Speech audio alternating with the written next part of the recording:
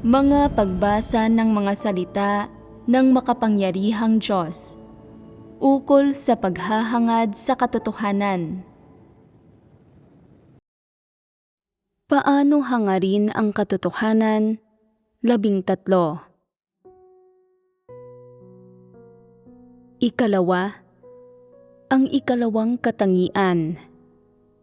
Paglihis. Ang ikalawang katangian ng mga nagreenkarnasyon mula sa mga dyablo ay ang paglihis. Dahil isa itong katangian, hindi ito isang pansamantalang pagpapamalas, kundi isang bagay na madalas na naibubunyag mula sa kanilang kalikasan at lubos nitong kinakatawan ang kanilang mga kaisipan at pananaw at ang kanilang mga disposisyon at diwa. Kaya, ano ang mga partikular na pagpapamalas ng katangian ng paglihis ng mga taong dyablo? Ano ang paglihis?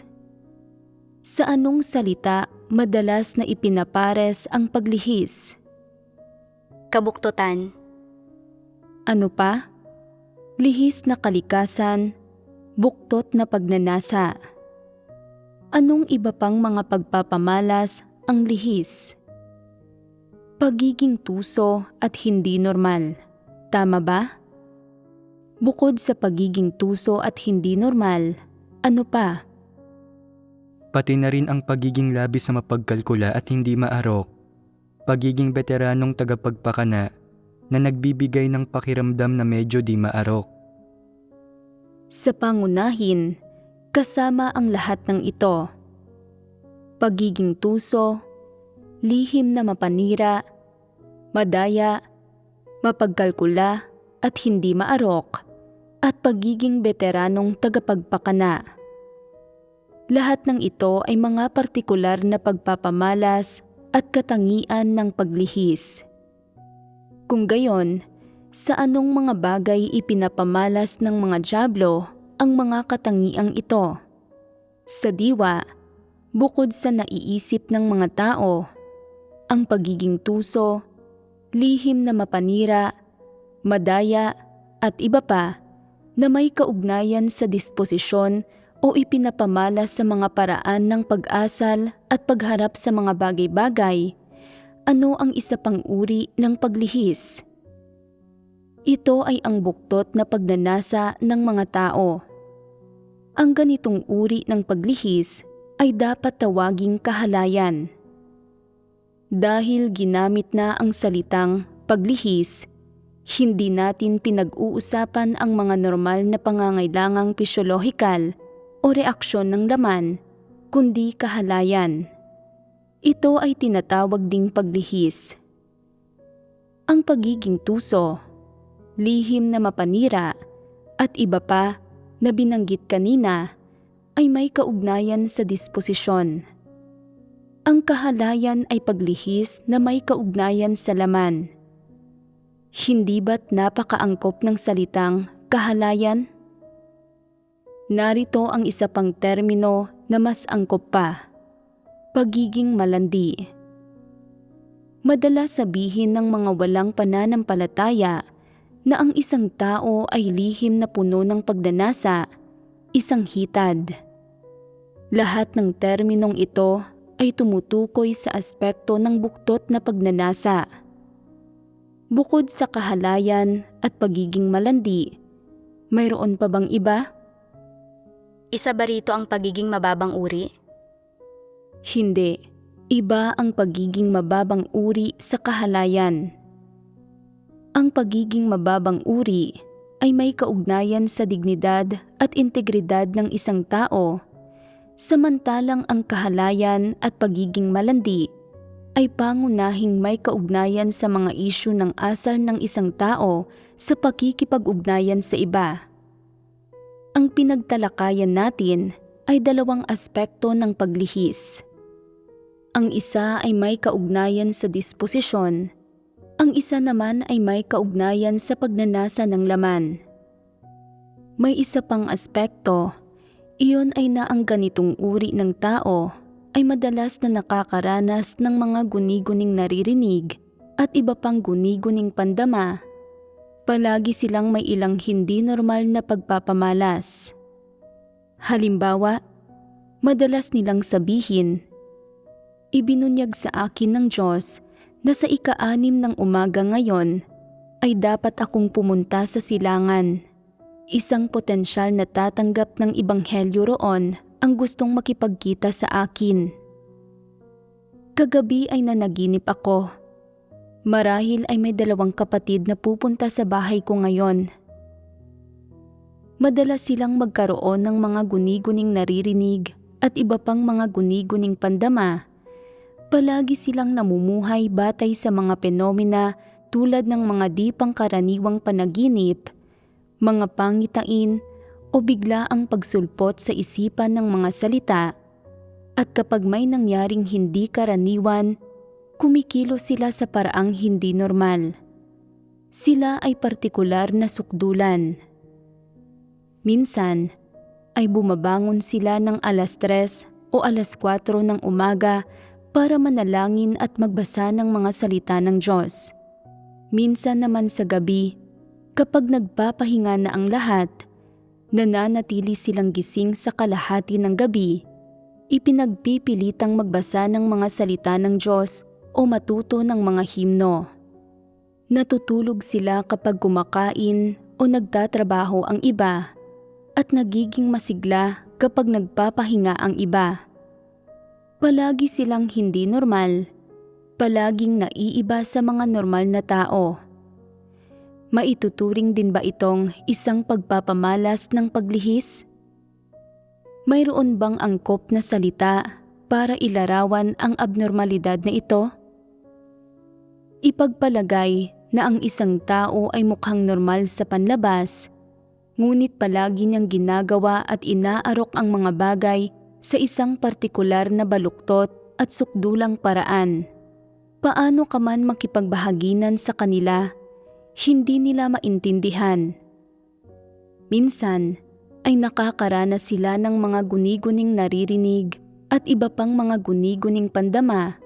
Sa ibang mga pagkakataon, bagamat walang malinaw na boses o pahayag, mayroon silang mga kakatuwang kaisipan sa kanilang kalooban na nagsasabi sa kanila na gawin ito o iyon. Ngunit anuman ang gawin nila, wala itong kinalaman sa katotohanan at hindi man lang ito umaabot sa pagsunod sa mga regulasyon.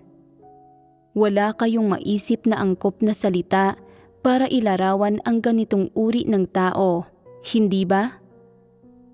Sa tingin ba ninyo ay angkop ang salitang kakatwa? Ang kanilang panlabas na pag-uugali ay tila partikular na kakatwa at hindi normal, at palagi silang pabago-bago ang kilos at magugulatin. Ngunit kung kokondinahin mo sila, wala kang maituturong anumang malalaking problema na mayroon sila, at kung ituturing mo sila bilang isang mabuting tao, tila medyo kakatwa pa rin sila. Medyo hindi mo sila matalos. Kapag paminsan-minsan mo lang silang naririnig na magsalita, tila maayos naman sila.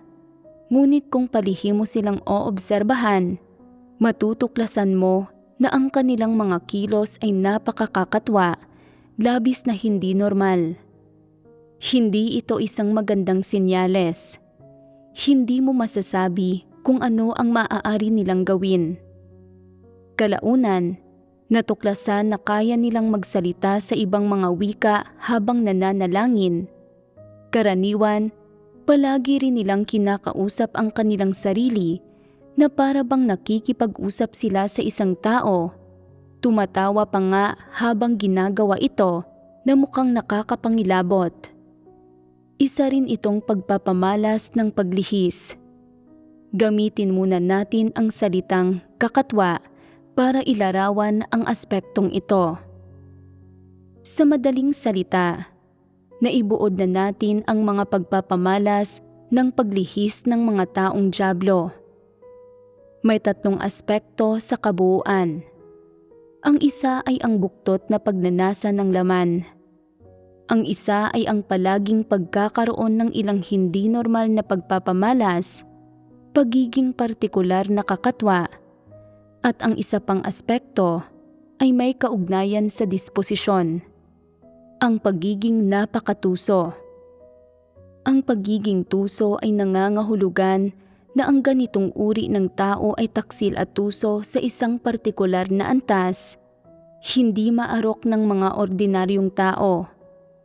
Kapag nakikisalamuha ang mga tao sa ganitong uri ng tao, madalas silang makaramdam ng pag-aalala, pagkabalisa at takot. Madalas silang matakot na sa huli ay ipagkakanulo sila ng mga ito at nagpapaloko pa rin sa mga ito. Natatakot silang mahulog sa mga patibong ng mga ito. Ang ganitong uri ng tao ay partikular na lihim na mapanira at madaya. Maaari silang magsalita sa iyong harapan sa isang napakagalang at pinong paraan, ngunit sa iyong likuran, nagpapaka na sila laban sa iyo. Matagal ka na nilang kinakalaban nang hindi mo nalalaman. Kapag natuklasan mo ito, pagpapawisan ka ng malamig, iisipin mo, mabuti na lang pinrotektahan ako ng Diyos. Kung hindi ako nanampalataya sa Diyos, napahamak na sana ako sa kanila. Baka nawala pa nga ang buhay ko. Ito ang kabuktutan ng ganitong uri ng dyablo. Bakit ko sinasabi na ang gayong mga tao ay lihis?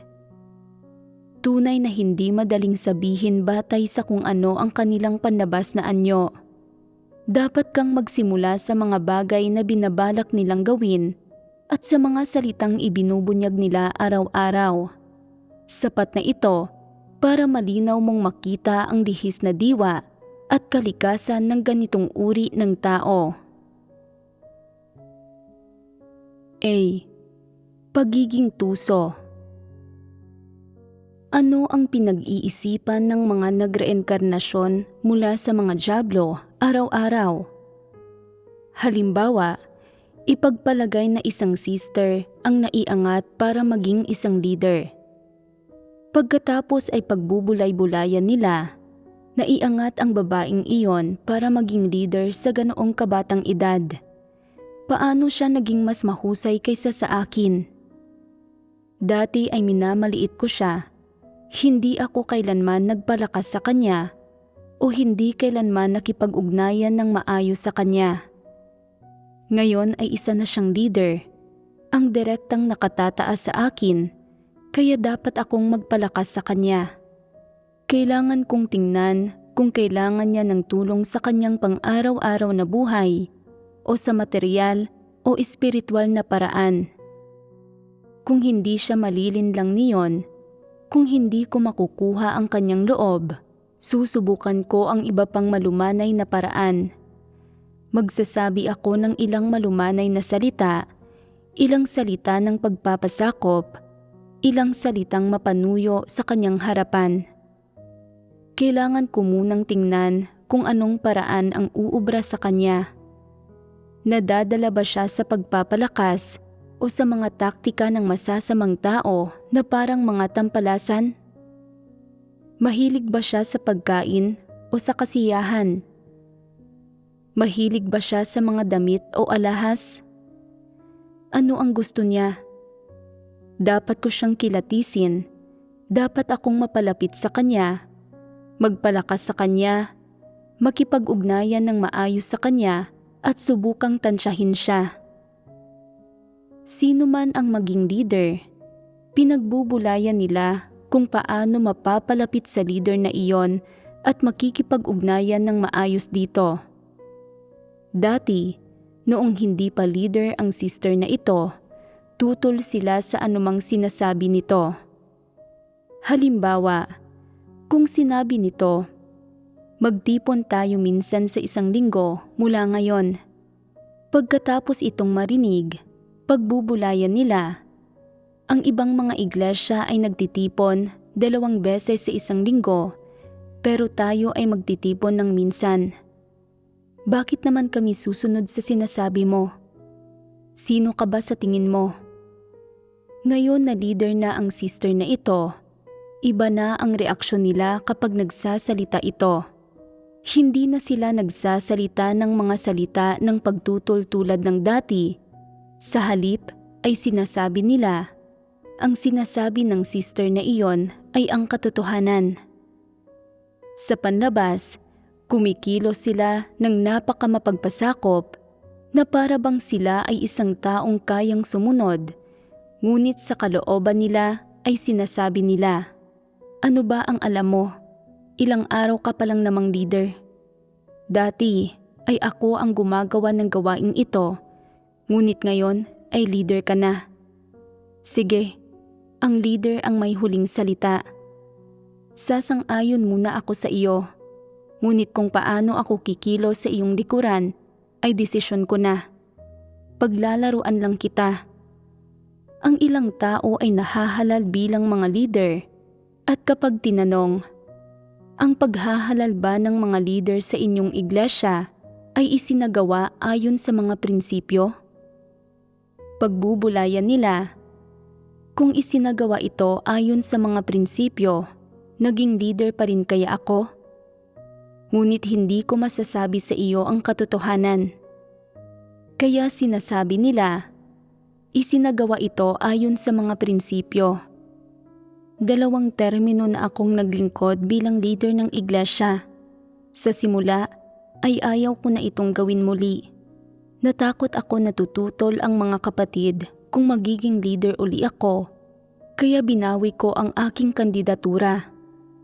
Ngunit sa huli, pinili pa rin ako ng mga kapatid, kaya ginagawa ko ito ng labag sa aking loob. Kapag mayroon ng bagong kandidato para sa pagiging leader, bababa ako sa pwesto. Maganda itong pakinggan, ngunit talaga bang nilalayo nilang gawin iyon? Wala silang anumang intensyong gawin ito. Pinagsisinungalingan at pinaglalaruan ka lang nila. Sinasabi lamang ang mga bagay na magandang pakinggan na nakapagbibigay kasiyahan sa iyo, na kayang manlinlang at manlihis sa iyo. Pagdating sa mga nakatataas na leader, pinagbubulayan nila kung paano magpapalakas sa mga ito at kukuhain ang loob ng mga ito, at kung paano ililigaw ang mga ito para pahalagahan at iangat sila ng mga leader na ito. Kung hindi sila maiangat, pinagbubulayan naman nila kung paano maitatago sa mga leader ang mga kapintasan, paglihis at pagkakamaling idinulot nila noon habang gumagawa, pati na rin ang mga pagsalangsang at mapanlinlang na pag-uugaling ginawa nila ng palihim para hindi malaman ng mga leader ang tungkol sa mga ito, kung paano sila makakalusot sa mga bagay na ito nang hindi nananagot. Ang mga ito ba ay mga pagpapamalas na dapat taglayin ng pagkatao? Positibo ba ang mga ito o negatibo? Negatibo. Hanggang sa anong antas negatibo ang mga ito? Hanggang sa antas na bago pa man may sumubaybay o mag-inspeksyon sa kanilang gawain, nagawa na nila ng pakana ang mga bagay na ito sa kanilang isipan. Matagal na silang handa sa isip. Matagal nang puno ng mga bagay na ito ang kanilang isipan. Sabihin ninyo sa akin, hindi ba tuso ito? Ang ganitong uri ng tao ay tusong nagsasalita para bumagay sa kanilang kausap, nagsasabi ng iba't ibang bagay sa iba't ibang leader. Kung babae ang leader, pinupuri nila ito bilang isang diyosa. Kung lalaki ang leader, pinupuri nila ito bilang isang gwapong lalaki, isang matipunong lalaki. Hindi ba tuso ito? Isa itong pangunahing katangian ng paglihis. Ang kanilang saloobin at mga pagpapamalas sa mga leader ay ganito: napakatuso at labis na lihim na mapanira. Ang kanilang panloob na mundo ay lubhang masalimuot. Napakaraming kaisipan ang nagsisiksikan doon, ngunit wala ni isa sa mga ito ang positibo. Hindi nila pinagbubulayan ang pagkatao, ang katotohanan o ang tamang landas. Ang tanging pinagbubulayan nila ay kung paano magpalakas sa mga leader at kuhain ang loob ng mga ito, kung paano pananatilihin ang sarili nilang katayuan, kung paano makakalusot sa mga bagay-bagay, kung paano magpapatuloy sa pagpapalipas-lipas ng araw, kung paano magpapatuloy sa pagiging palamunin ng iglesia, kumakain at umiinom ng walang anumang isinusukli, ng hindi natutuklasan, ng hindi nananagot. Sa kanilang isipan, tanging ang mga isyong ito ang kanilang pinaplano, binabalak at iniisip. Gumagamit sila ng lahat ng uri ng panlalansi at hindi kailanman nakakaramdam ng anumang panunumbat o pag-uusig ang kanilang konsensya. Kapag dumarating sila sa isang grupo ng mga tao, sinusuri nila ang mga ito sa pamamagitan ng kanilang mga mata. Walang kabatiran ang iilang may bahay na iyon. Imposibleng magkaroon sila ng anumang pagkilatis sa akin. Hindi nila matatalos ang mga panlalansing ginagawa ko. Kahit pa kaya nila, hindi nila ako mapapabagsak. Hindi makakagawa ng malalaking alon ang mga dilis. Hindi sila magiging problema. Hindi na sila kailangang pansinin.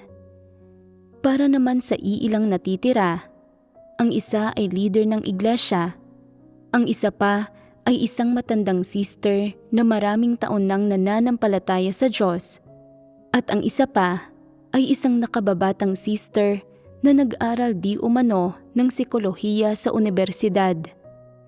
Ang iilang ito ay medyo banta sa akin. Sino ang dapat kong harapin muna? Sino ang dapat kong samahan at kunin ang loob muna? Paano ako magiging isa sa kanila? Paano ako magkakaroon ng katanyagan? Sino ang magiging katulong ko at sino ang magiging kalaban ko? Sino ang dapat kong kaibiganin? Sino ang dapat kong iwasan? At kanino ako dapat maging mapagbantay?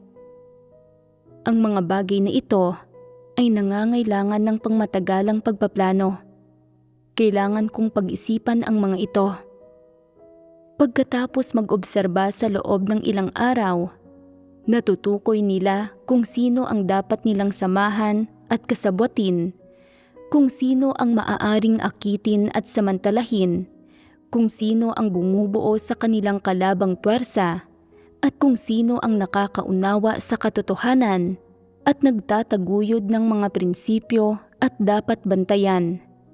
Nalalaman nila ang lahat ng bagay na ito. Pinagbubulayan nila sa kanilang puso.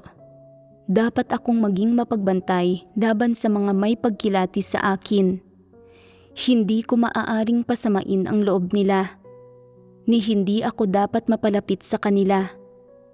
Dapat ko silang lubos na iwasan, kundi ay baka ako magkamali at matalos nila ako. Kapag nariyan sila, hindi ako dapat magsalita ng walang ingat, kundi ay baka makahanap sila ng magagamit laban sa akin para ilantad at himayin ako sa iglesia. Kung magkakaroon ng pagkilatis ang mga kapatid, aalisin nila ako. Hindi pwede iyon. Araw-araw, ang mga bagay na ito lamang ang iniisip nila. Kung sino ang lalabanan at kung paano lalaban para magkamit ng kasikatan at magmukhang magaling, kung sino ang uugnayan para magkaroon sila ng mga kalamangan nang hindi nagdurusa ng mga kawalan, kung paano makakabawi sa mga kawalang pinagdusahan nila sa ilang partikular na bagay. Ang mga bagay na ito lamang ang pinagbubulayan nila buong araw. Maaari pa nga silang gumugol ng kalahating araw sa pag-iisip sa kung paano sila tiningnan ng isang tao. Kahapon, napakatalas ng tingin sa akin ni ganito at ganyan. Ano ang ibig sabihin niyon? May pagkilatis ba sila sa akin? Hindi ito magandang senyales. Anong problema ko ang nakita nila? Kailangan kong mag-ingat sa mga susunod na araw at huwag hayaang may magpahalata. Isa pa, kailangan kong matutong bumasa ng mga bagay mula sa mga tingin ng iba at hindi ako dapat maging pabaya. Kumikibot ang talukap ng aking mata nitong nakaraang 2 araw. Tila may masamang mangyayari.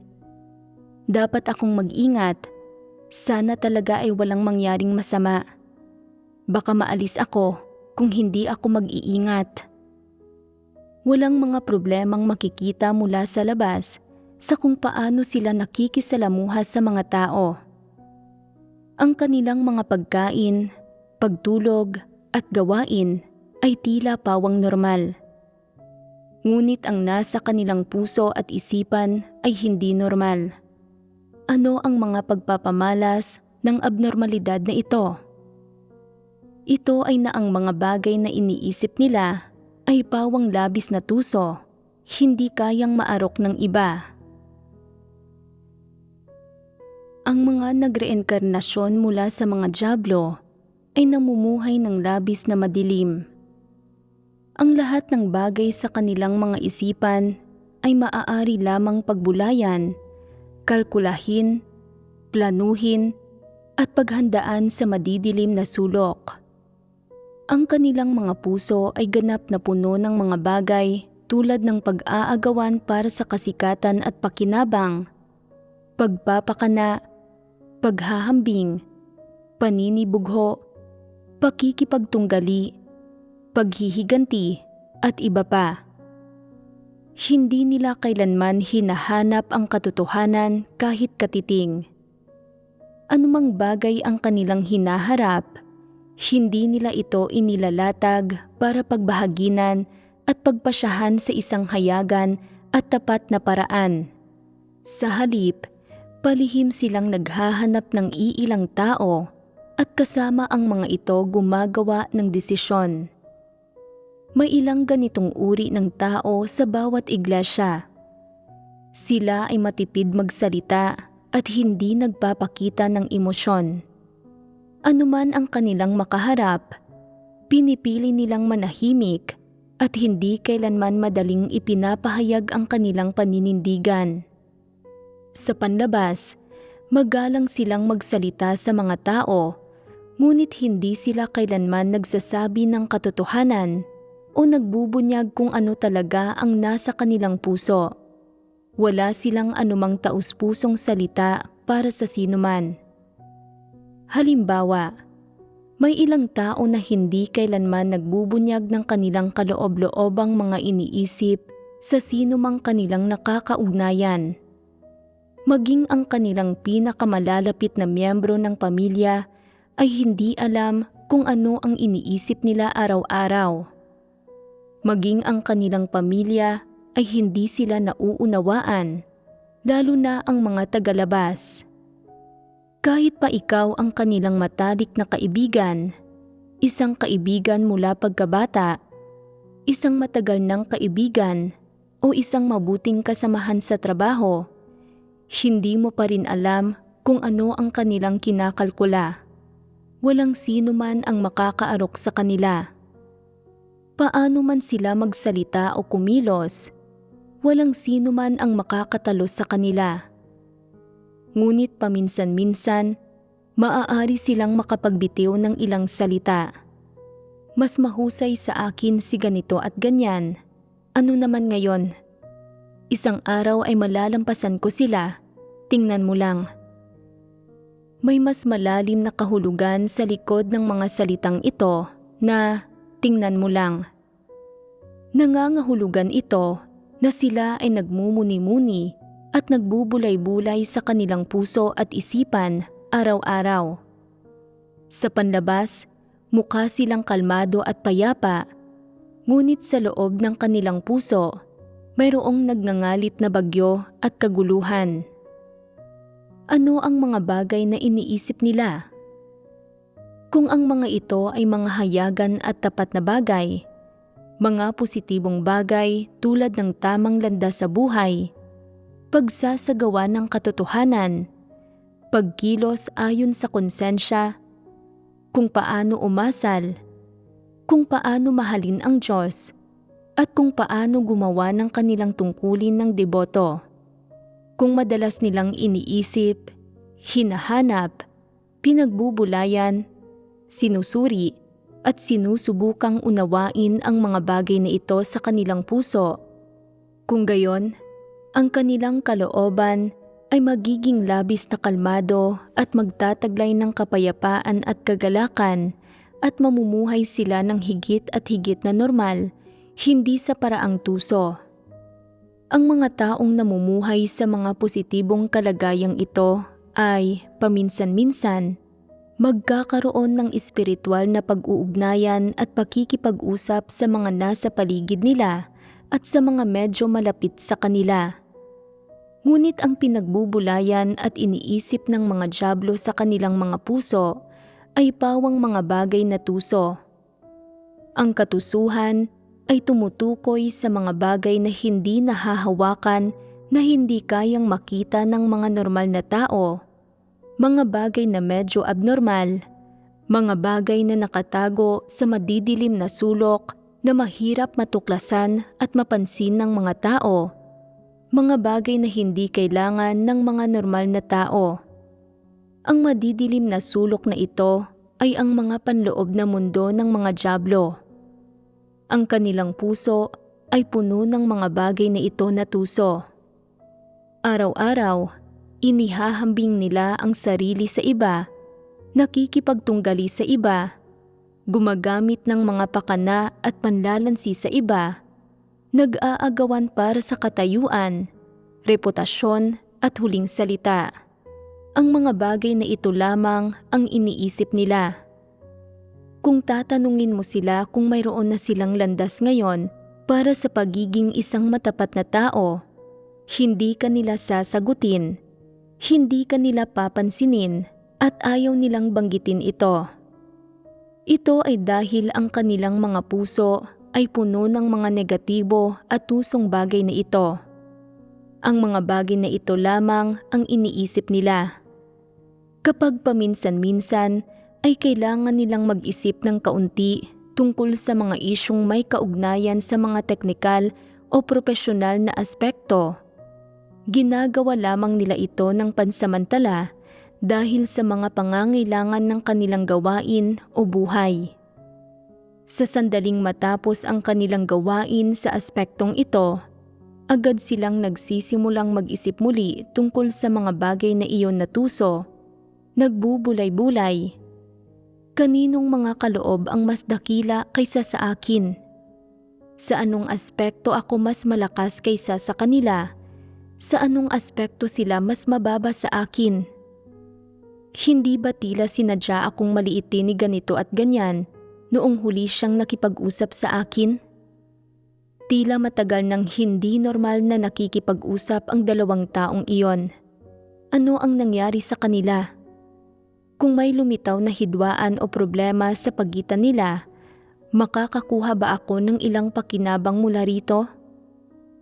Ang isa sa kanila ay kapaki-pakinabang sa akin at makakatulong sa akin, at gusto ko talagang makisama sa taong iyon, ngunit hindi niya ako kailanman pinapansin. Kung may hidwaan sa pagitan nilang dalawa, maaari ko bang samantalahin ang pagkakataong ito at gamitin ang magandang oportunidad na ito para makapagtatag ng ugnayan sa taong iyon? Ang lahat ng kanilang pinagbubulayan at iniisip sa kanilang puso ay walang kinalaman sa mga positibong bagay at walang kinalaman sa pananampalataya sa Diyos at paghahangad sa katotohanan. Nakakatakot ba ang ganitong uri ng tao? Kung makikisalamuha ka sa kanila, katumbas ito ng pakikisalamuha sa isang dyablo. Hindi ka nagpapakana laban sa kanila, ngunit nagpapakana sila laban sa iyo at inoobserbahan ka araw-araw. Pinagbubulayan ka at pinag-aaralan ka kapag nakatalikod ka. Ano ang ibig nilang sabihin doon? Nakatuon ba iyon sa akin?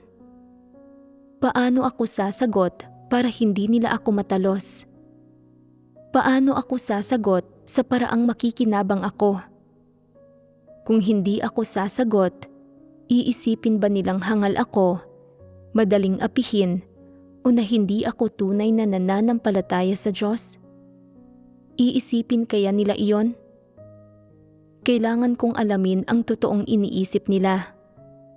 Kapag palagi kang namumuhay sa gitna ng kanilang mga pakana, komportable ba ang iyong puso? Para kang may katabing hindi nakikitang demonyo. Hindi ka makakaramdam ng kapayapaan o kagalakan. Kapag nakikisalamuha ka sa kanila, iisa lang ang iyong nararamdaman. Isang palagi ang pakiramdam ng pagkabalisa.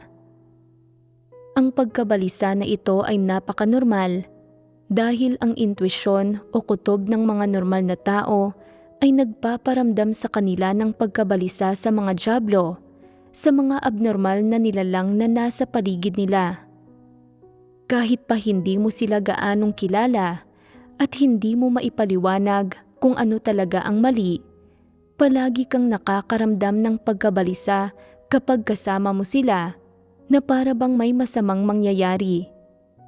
Sapat na ito para patunayan na may masama silang hangarin, na nagpapakana sila laban sa iyo at may masasamang balak sa iyo.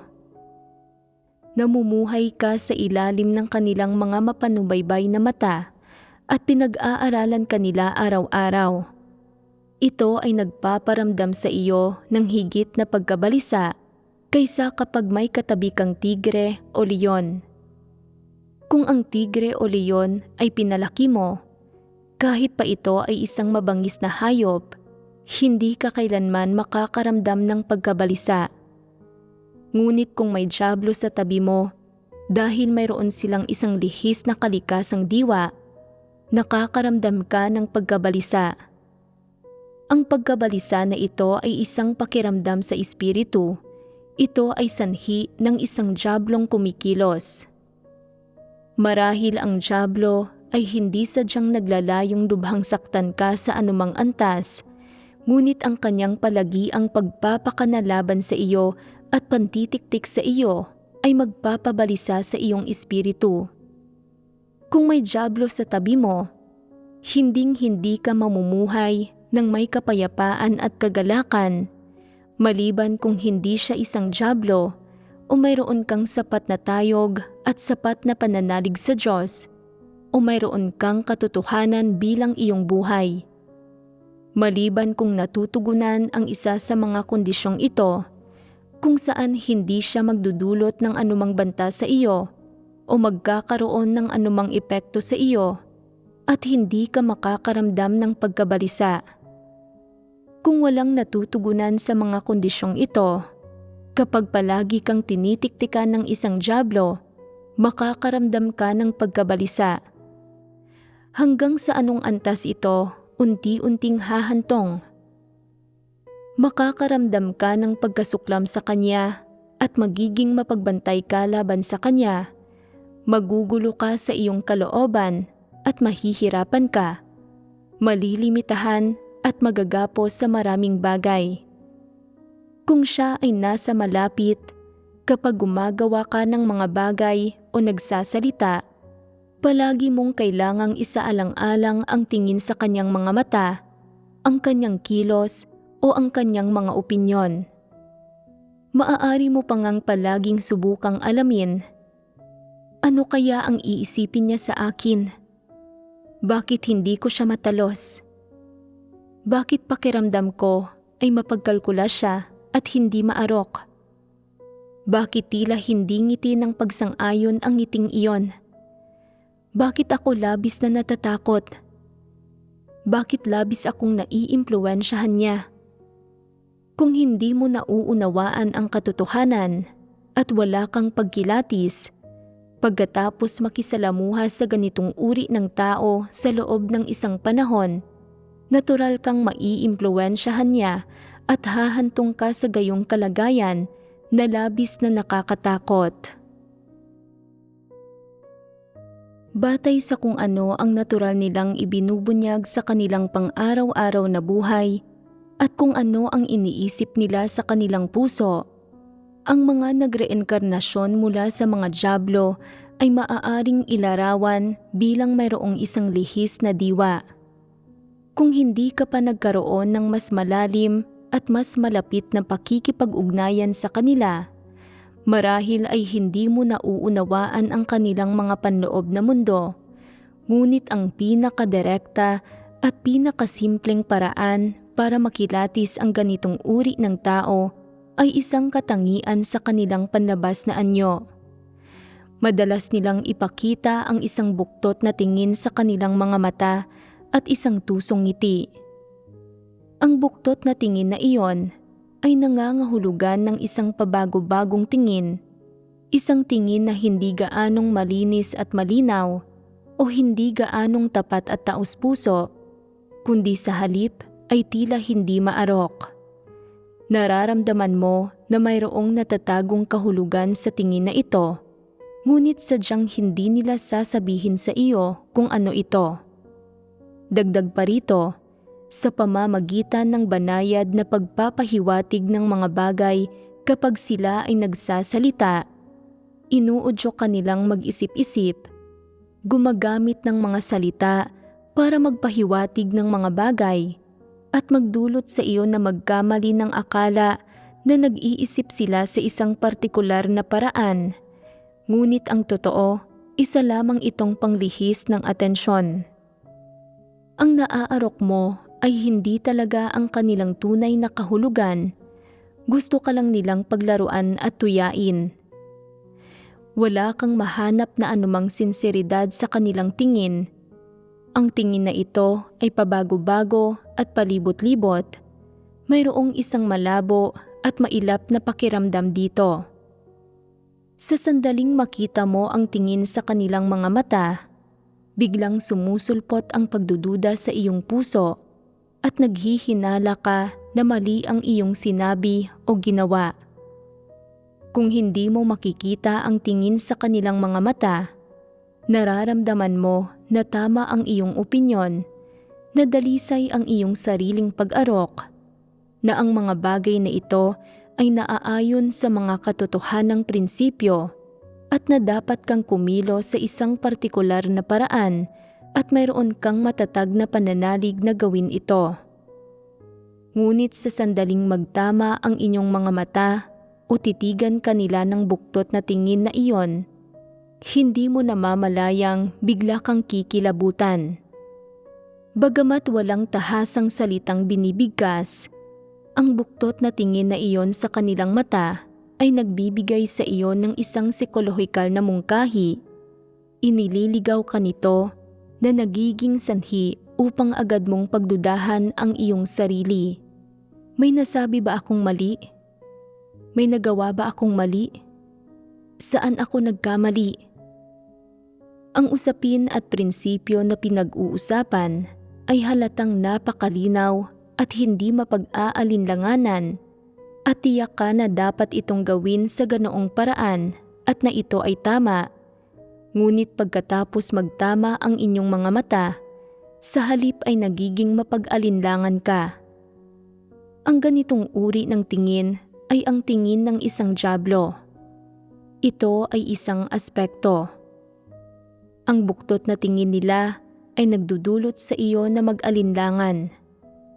Ang isa pang aspekto ay na minsan, mayroong isang partikular na kahulugan sa loob ng buktot na tingin na iyon, paghamak. Ikaw ay bata pa, mababaw ang karanasan, kulang sa karanasan sa buhay, at maaaring mayroon pang ang ilang depekto sa pagkatao, kaya kapag nagtama ang inyong mga mata, agad kang nawawala ng tiwala sa sarili, pinanghihinaan ka ng loob, at agad mong pinagdududahan ang iyong sarili. Pakiramdam mo ay napakaliit mo. Pakiramdam mo ay mas mababa ka kaysa sa kanila at nagiging maliit ka sa kanilang harapan. Ito ang tingin ng isang dyablo. Ang buktot na tingin na ito ay gumugulo minsan sa isipan ng mga tao. minsan ay gumugulo sa tiwala sa sarili ng mga tao at minsan ay nagpaparamdam din sa mga tao ng pagiging negatibo at panlulumo. Pagdating sa pagkilatis sa mga nagreenkarnasyon mula sa mga dyablo, kung wala ka pang karanasan sa pagkilatis sa kanila sa pamamagitan ng pagmamasid sa tingin ng kanilang mga mata, tingnan mo kung ano ang iniisip nila sa araw-araw, kung ano ang sinasabi nila kapag nakikipag-usap sila sa mga tao araw-araw, at kung mayroon bang normal na komunikasyon. Kung walang normal na komunikasyon at hindi sila nauunawaan ng karamihan ng mga tao, at ang prinsipyo nila sa pakikisalamuha sa karamihan ng tao ay ang manatiling tikom ang bibig, at kahit ang mga pinakamalapit sa kanila ay hindi alam kung ano ang iniisip nila araw-araw, at hindi madaling maarok ang kanilang mga eksaktong kaisipan at pananaw o matanto kung ano talaga ang iniisip nila. Kung gayon, ay malinaw na ang gayong mga tao ay talagang mapagkalkula at hindi maarok. Ang pananahimik nila ay hindi nangangahulugang wala silang mga kaisipan at pananaw. Sa katunayan, ang tunay nilang mga iniisip ay nakatago sa kanilang isipan, hindi lang nila sinasabi ang mga ito. Kung hindi nila sinasabi ang mga ito, paano mo matutuklasan na sila ay tuso? Mayroon silang isang uri ng tusong ngiti. Madalas silang magpakita ng huwad ng ngiti. Kapag kaharap ka nila, nagpapakita sila ng huwad ng ngiti. Ngunit kapag tumalikod na sila, nagiging walang ekspresyon ang mukha nila, walang anumang ngiti. Ang ganitong uri ng tao ay nakakatakot, nakakakilabot. Isa silang dyablo. Nauunawaan ba? Halimbawa, ipagpalagay na may tinatalakay ka sa kanila. Pagkatapos mong sabihin ang iyong pananaw, hindi nila ipinapahayag ang kanilang paninindigan, kundi nagpapakita sila ng isang tusong ngiti. Alam mo ba kung ano ang ibig sabihin ng isang tusong ngiti? Nangangahulugan ito na hindi mo alam kung ang ngiting ito ay pagsang-ayon o pagtutol, at hindi mo alam kung talaga bang nauunawaan nila ang ibig mong sabihin. Nagbibigay lang sila ng isang hehe na tawa. Tungkol sa sinabi mo, hindi nila sinasabing tama ito o mali ito. Hindi nila sinasabing nauunawaan nila ito o hindi nila nauunawaan, kaya hindi mo maarok kung ano talaga ang ibig sabihin ng tawang ito. Tumugon nga sila sa iyo, ngunit ang tugon na ito ay kapareho lang ng walang tugon. Kung hindi sila tumugon, iisipin mong marahil ay hindi nila naunawaan. Sa halip, ang pagtugon nila sa ganitong paraan ay nagdudulot sa iyo ng pagkalito. Hindi mo alam kung ang tawang ito ay nangangahulugan ng panunuya, paghamak, pangungutya o pagsang-ayon at pag-aproba. Kung hihingin mo ang kanilang pananaw, muli silang tatawa ng hehe, sasabihing sige, at pagkatapos magsalita, biglang magdidilim ang kanilang ekspresyon. Sa paraang hindi mo namamalayan, nagdudulot ito ng matinding pressure sa iyo. Kung mababa ang iyong tayog at wala kang tunay na paninindigan o mga tamang kaisipan at pananaw, maaari kang masindak sa kanila. Iyon ang dahilan kung bakit tinatawag na tusong ngiti ang ngiti nilang ito. Ang pagiging mapanlinlang at tuso ay tinatawag na katusuhan. Hindi nila basta-basta inilalantad ang kanilang mga pananaw. Naniniwala sila na ang pagsasabi ng isang salita ay masyadong kaunti, ang dalawang salita ay masyadong marami, at nasasandaling malinaw na naipahayag ang isang pananaw o tumutukoy ito sa isang partikular na bagay. Isa itong kabiguan, isang pagkakamali. Kaya, ang pinakamainam na paraan para sa kanila ay ang ngumiti at hayaan kang maghinuha. Maaari kang maghinuha ng anumang kahulugang gusto mo. Maaari kang maghinuha sa anumang paraang gusto mo. Ngunit kahit papaano ay nararamdaman mong hindi sila mapanlaban sa iyo at sa gayon ay nakakamit nila ang kanilang layon. Pagmasdan ninyo ang matatandang tusong iyon na nagpapakana at sukdulang mapanlinlang at ang mga taong iyon na lihim na mapanira at tuso at gumagamit ng malulupit na taktika. Hindi sila gaanong nagsasalita, ni walang gaanong ekspresyon ang kanilang mukha, ngunit ang tingin sa kanilang mga mata at ang kanilang mga ngiti ay lihis.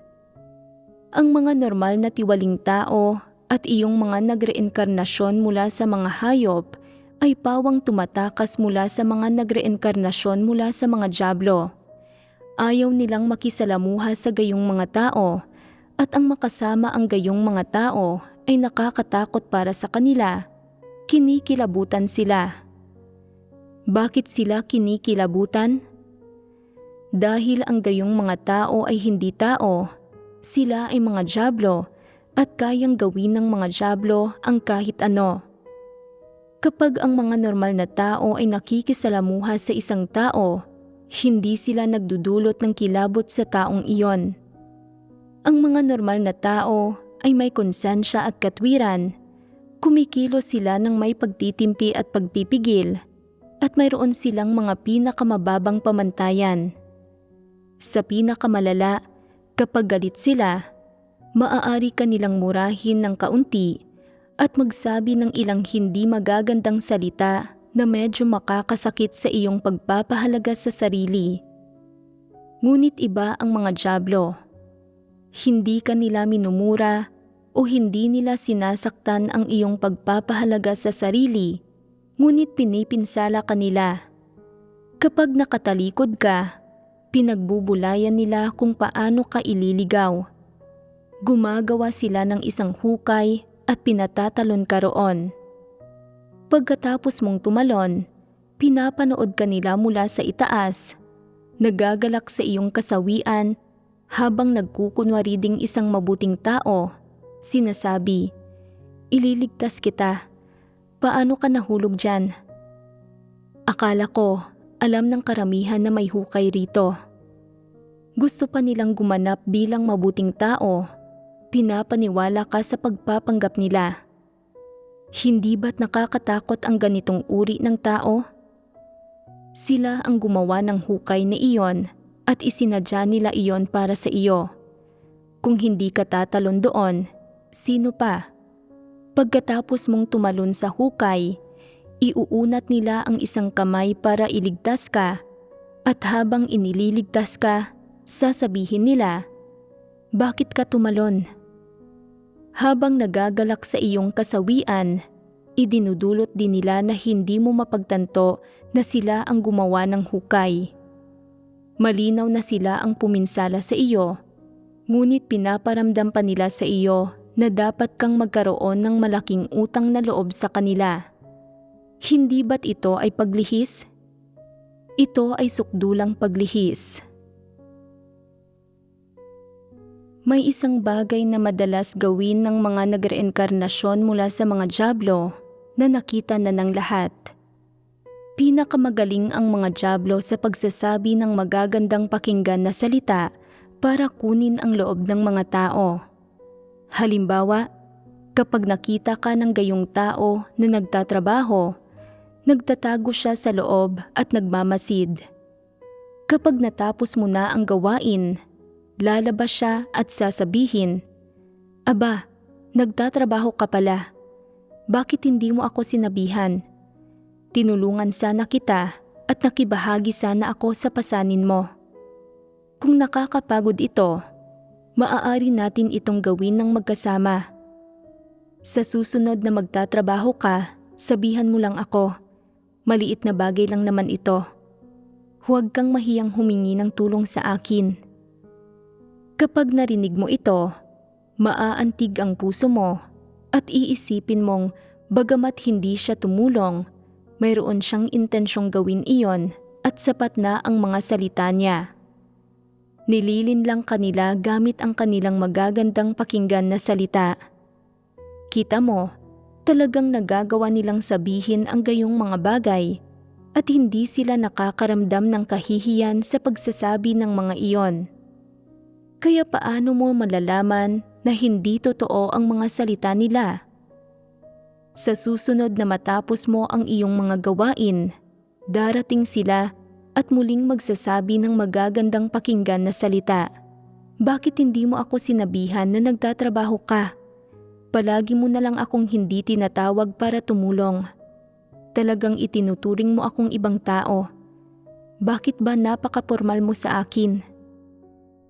Pagkatapos itong mangyari ng 2 o 3 beses, malalaman mo na sa totoo lang ay ayaw kanilang tulungan sa gawain at na nagsasabi lang sila ng ilang magandang pakinggan na salita para linlangin ka at kunin ang loob mo. Kapag mayroon talagang isang bagay na nangangailangan ng tulong nila, hindi na sila mahagilap. Anong uri ng tao ito? Isa itong dyablo, tiyak na hindi isang tao.